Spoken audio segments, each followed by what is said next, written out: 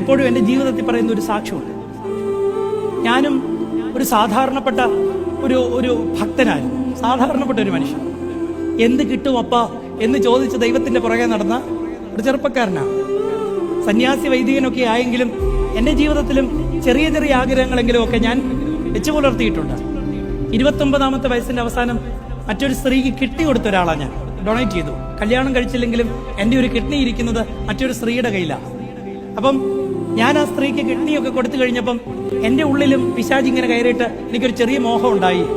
മലങ്കര സഭയിലെ ഒരു 5 തിരുമേനിമാരെങ്കിലും എന്നെ ഒന്ന്, ഒറ്റ ഒരാൾ വിളിച്ചില്ല കേട്ടോ. 6-7 പള്ളി വികാരിയായിരുന്ന ഒരാളാണ് ഞാൻ വിചാരിച്ചു ആരെങ്കിലും വന്ന് ഒരു പൊന്നാട പോട്ട് കച്ചത്തോർത്ത് പോലും എനിക്ക്, ഞാൻ ഒരുപാട് പ്രസംഗിച്ചിട്ടുണ്ട് പ്രതിഫലം തരുന്ന ഒരു ദൈവത്തെ പറ്റി. അപ്പൊ ഞാൻ വിചാരിച്ചു ദൈവം എനിക്കൊരു അനുഗ്രഹം തരും. ദൈവം തന്ന അനുഗ്രഹം എന്താണെന്നറിയാവോ? ഞാൻ ഡിസ്ചാർജായി 2-ാമത്തെ ദിവസം, വീട്ടിൽ വന്ന 2-ാമത്തെ ദിവസം എനിക്ക് മാരകമായിട്ട് കൊറോണ ബാധിച്ചു. കൊറോണയുടെ ആദ്യകാലമാണ്. 7 ദിവസം ലേക്ക് ഷോർ ആശുപത്രി നരകം എന്താന്ന് കണ്ട ഒരച്ഛനാണ് ഞാൻ. പണ്ടേ ദുർബല പിന്നെ ഗർഭിണി എന്ന് പറഞ്ഞ പോലെ എനിക്ക് ഒരു ഗതിക്ക് പരഗതിയില്ലാതെ ഞാൻ വല്ലാതെ ശരീരം കൊണ്ട് ക്ഷീണിതനായിരിക്കുന്ന ഒരു സമയത്ത് 7 ദിവസം മാരകമായ പ്രതിസന്ധികളിലൂടെ ഞാൻ കടന്നുപോയി. ഞാൻ ദൈവത്തോട് ചോദിച്ചു, എന്നാ ക്രൂരനാ താൻ, ഭാര്യ വേണ്ട, കുടുംബം വേണ്ട, കുഞ്ഞുങ്ങൾ വേണ്ട എന്ന് പറഞ്ഞ് ഇറങ്ങിപ്പോന്നു.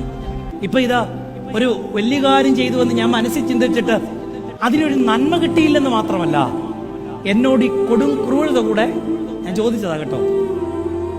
പക്ഷേ കൊറോണ പിന്നെയും 3 വട്ടം എൻ്റെ ജീവിതത്തിൽ വന്നു. ദൈവം കൊണ്ടുപോയില്ല. ഇന്ന് 35-ാമത്തെ വയസ്സിൽ അച്ഛൻ എന്തിനിങ്ങനെ പ്രസംഗിച്ച് നടക്കുന്നു എന്ന് ചോദിച്ചാൽ ഒറ്റ ഉത്തരം പറയാൻ വേണ്ടിയിട്ടാണ്. ഇന്ന് ഈ അനുഭവങ്ങളിലൂടെ എൻ്റെ കർത്താവിനെ കടത്തിവിട്ടിട്ട് എൻ്റെ ജീവിതത്തിൽ ഞാൻ രുചിച്ചറിഞ്ഞ ഏറ്റവും വലിയൊരു സത്യമുണ്ട്. മറ്റൊന്നിനും വേണ്ടിയല്ലാതെ, മറ്റൊരു അധികാരത്തിനോ പദവിക്കോ സ്ഥാനത്തിനോ മാനത്തിനോ അംഗീകാരത്തിനോ ഒന്നും വേണ്ടിയല്ലാതെ എൻ്റെ ഹൃദയം കൊണ്ട് ഞാൻ വിശ്വസിക്കുകയും സ്നേഹിക്കുകയും ചെയ്യുന്ന ഒരു കർത്താവ് എനിക്ക്, ഞാൻ പരിപൂർണമായിട്ട് അങ്ങനെ ഒരു ദൈവത്തിൽ വിശ്വസിക്കുന്നുണ്ട്. ആ ശക്തി എനിക്ക് ലഭിച്ചത് ഈ കുർബാനയിൽ നിന്നാണ്. അതുകൊണ്ട് പ്രക്കാനം പള്ളിയിലെ വിശ്വാസികളുടെ സംഘമേ, നിങ്ങൾ ഈ കുർബാന അനുഭവിച്ചിട്ട് പോയിട്ട് ഒരു കാര്യമില്ല. അനുഭവിക്കുന്ന നിങ്ങൾ നിങ്ങളുടെ ജീവിതം കൊണ്ട് ഒരു കുർബാന ഒരിക്കലും ജീവിതത്തിൽ പരാതികൾ പറയും. ഇന്ന് വാർദ്ധക്യത്തിലിരിക്കുന്നവർക്ക് ഏറ്റവും വലിയ പ്രതിസന്ധി എന്താ? ആരും ഞങ്ങളെ ഒരു പരാതികളും വേണ്ട കേട്ടോ. ചിലപ്പം നിങ്ങളുടെ വൈഷമ്യത്തിൽ വഴിയെ കൂടെ പോകുന്ന ഒരു ബംഗാളിയായിരിക്കും നിങ്ങൾക്ക് വെള്ളം തരാൻ.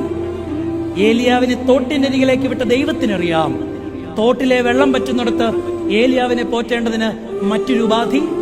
അതുകൊണ്ട് ഇന്ന്